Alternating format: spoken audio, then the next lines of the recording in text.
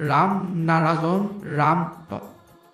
এখন নাটকত এজন ব্যক্তিজনে ৰজাৰ ভূমিকা লৈছিল। সেই সঞ্জত মোৰ বয়স ৮ বছৰ আছিল। মই নাটক চাবলৈ গৈছিলোঁ। সেই ৰজাক খুচলিউত হৈছিল। তেওঁ নিজৰ ভূমিকা পালন কৰি আছিল।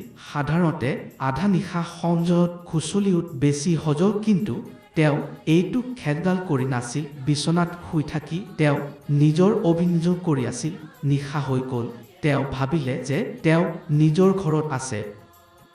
সংলাপ শুনি তেওঁ ক'লে, মোৰ বৰ খুচলিউত হৈছে ফেক্টৰীডাল, কিন্তু তেওঁৰ সকলো কথা উল্টা পল্টা হৈ গৈছিল।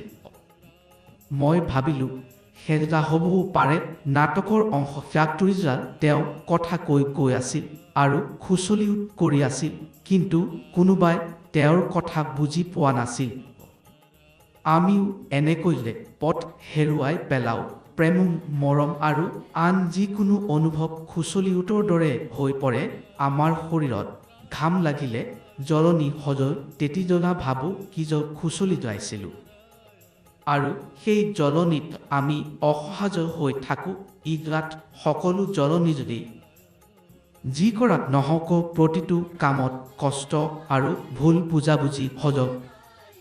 যদি জ্ঞান নাথাকিলে চলিব লাগিল।